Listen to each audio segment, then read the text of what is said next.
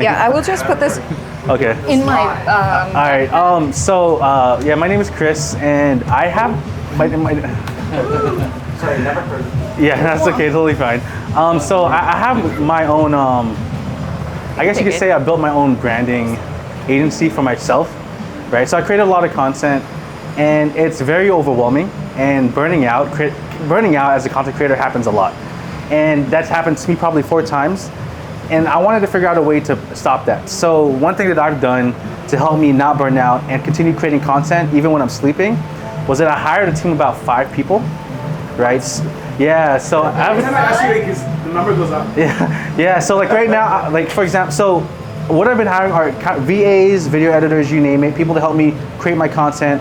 I have a podcast. I just hired someone that turns all my podcasts into TikToks and shorts. I'm hiring someone now. I'm interviewing to hire someone that turns all my my podcasts into blogs now. So since I make 2 podcasts per week and have a video editor, but one person that I hired recently was a virtual assistant who's completely changed my life, right? Because I deal with brand deals, negotiations, and sponsors all the time. What a virtual assistant has done for me when it comes to creating content was just managing the small things that take the most amount of time. Speaking with people, emails, even managing my schedule. Right, so I have I'm working with right now 9 brand deals, all this different content coming out, and I always miss deadlines because I keep forgetting what content has to go out. So I hired a virtual assistant, and they're actually a lot cheaper than people realize depending on your budget. So I have 2 virtual assistants. I have one virtual assistant that I found, and they're both in the Philippines, that's why they're cheaper.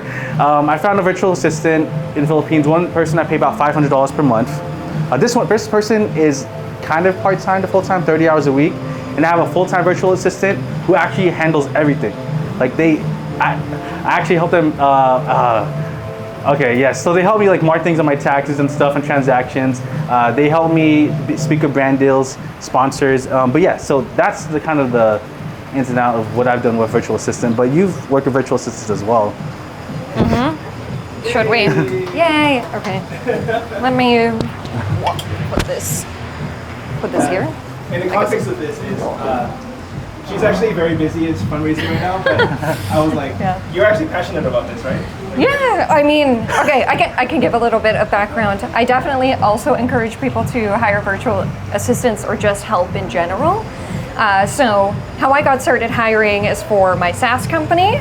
So we're a small, bootstrapped until this point, and it was not possible to code everything, do all the customer support, and then also do the marketing, content production, etc.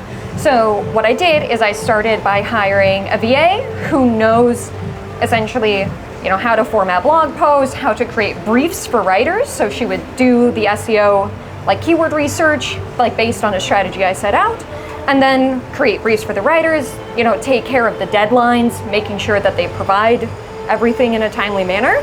And she basically runs the entire content production process.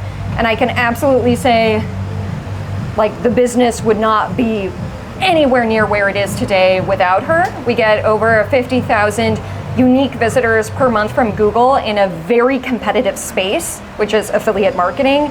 So we are ranking up there with ConvertKit and Ahrefs and Shopify. That it's really hard to do. And changed the game. I started with her. I found her on Reddit, by the way. She was recommended in a Reddit thread by someone else who worked with her. I just wrote her an email, saw that her rate was something affordable for me at the time. It was $7 an hour. By now, I've given her raises and she's doing $11 or so, and is now full-time working at my SaaS company.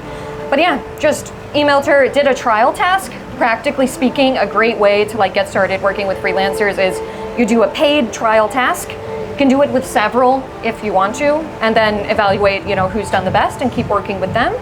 One thing not to do is don't forget to do a contract that also is legally binding in the country that your company is incorporated in.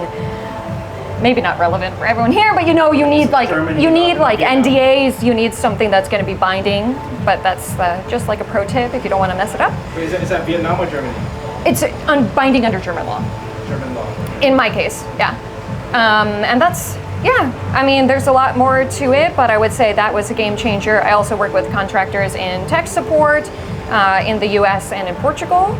And yeah, I'm hiring like my first employee. But what I would say is like getting a virtual assistant to like take the tedious stuff away from you, like taking content from writers and formatting it into an article. You can spend 2-3 hours just doing that. Oh my gosh, yeah. All the emails, like she helped me hire a writer recently, so she fielded all the applications.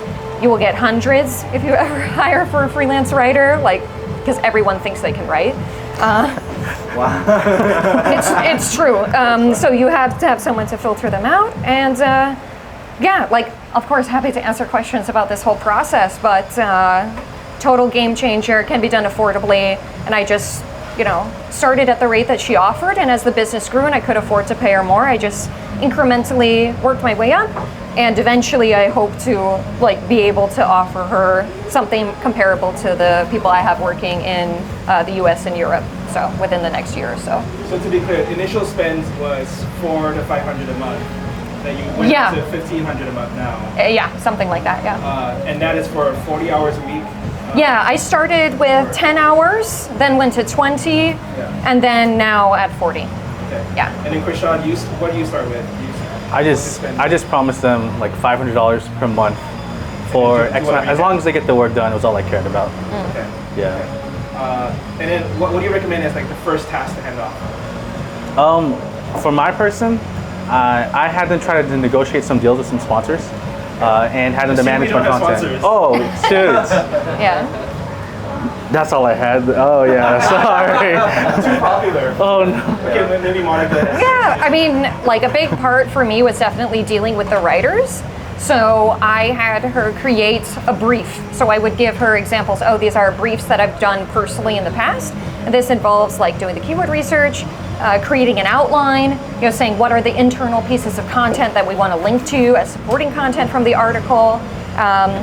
And yeah, at the end, you know, just see how long does it take, what is the quality, you give some feedback, see how they respond and incorporate the feedback. And it's not too difficult to do per se, but someone who does this competently will save like so much time. And yeah, big fan of VAs. And one thing I would add, by the way, is that VAs do have different like specializations. So like I hired one who already knew how to use Ahrefs, knew how to do writer's briefs, you know, knew how to do link building campaigns. So she came in with all of that experience, and then I trained her on the specific CMS that we're using, which, you know, now she does like data entry and like research and stuff like that. So if you systematize everything, it's great. You just create the standard operating procedures, document it all, and then they will update that for you as you go. So. Yeah. Actually, for me, when it came to finding my second video editor to turn all of my videos into shorts and TikToks, I met with 4 people. I paid all of them $100 each to make just one TikTok, so they can make it as best as possible. And so it took me about 4 or 5 editors. I went through 4 or 5 editors until I found the person I was looking for. So that's usually how it works. Same thing with someone turning my podcast into articles, to blog posts, so I don't have to do it. Same thing. I gave them a really difficult podcast to see how well they did with that, and then we go from there. Yeah. Nice. Anything you regret or like you definitely tell people to not do? I offered how much money I should pay them first. It's a mistake. I always Don't name the price. don't give the number ever. I don't anymore because I tend to like to overpay people. So Yeah. I like to overpay people because I feel like I want to give back. But you offer 500. That's the market rate. Actually no. Usually it's like 200. Yeah. So yeah. I'll wait.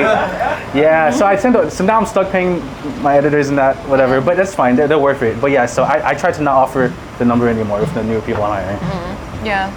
I mean, I think the thing to keep in mind is like, in terms of how much you pay, like Americans are not a good deal.